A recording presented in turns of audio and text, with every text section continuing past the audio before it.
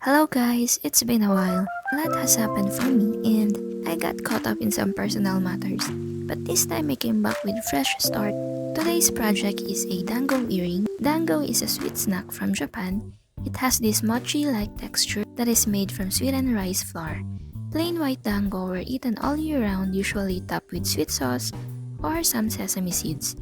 Traditionally, those flavored and other varieties of dango were served during certain season. And that's the inspiration of today's video. I really want to create these dango earrings that I saw online because it's so cute. But I wanted to create this without any clay, so a lot of you can recreate it using some beads that I think anyone can have access to. You can pause the video for the list of materials or check the description box below. The process is pretty self-explanatory, but I will be adding some useful inputs about the process or the materials if you don't have what I use here. Apply some glue to the toothpick. This will hold the beads in place. You can use any strong glue you have, like E6000, super glue, any type of strong glue that dries clear. But I wouldn't suggest using hot glue because it dries quickly and it creates clumps at the end. So hot glue is the least option.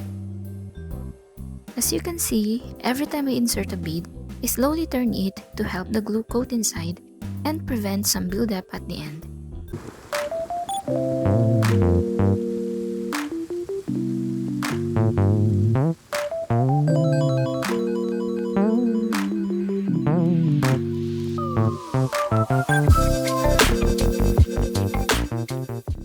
Now let's make the earring. Insert 2 or 3 small beads to the eye pin to create a space from the earring hook so the dango isn't hanging awkwardly. But this is optional.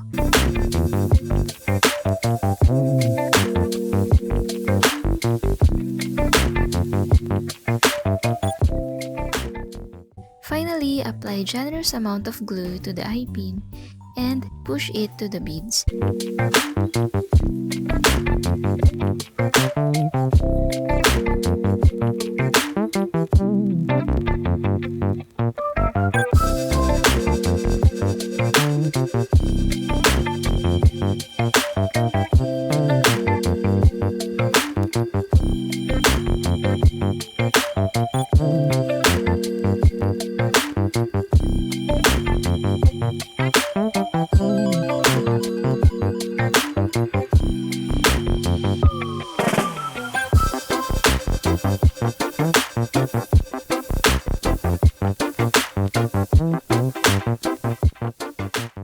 Since I have these beautiful pastel beads that looks like candy, I decided to create a dango keychain, but this time we'll be making it a bit different. Instead of using an eye pin, I'm using a head pin here, where it looks like a nail where it have a flat end. This will act as a stopper to keep the beads in place.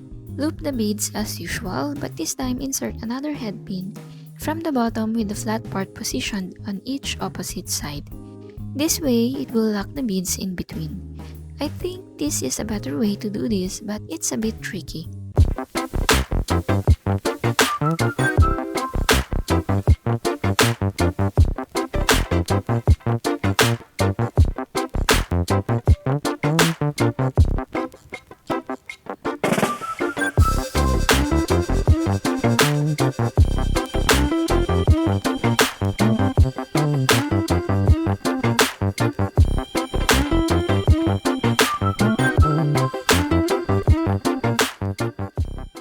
This is optional.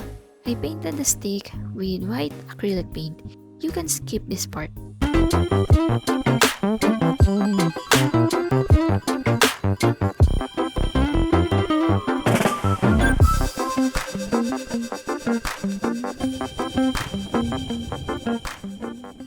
I decided to attach this tassel that I made, which I have a video you can check if you want. I really like how this turned out. It's so cute, right? Have you tried dango, or do you have any delicacies similar to it? Thank you so much for watching, and don't forget to subscribe and like if you like this video, or share any of my videos. These things really help me to reach more audience and grow the channel. I hope you're having a good day, and I'll see you on the next DIY.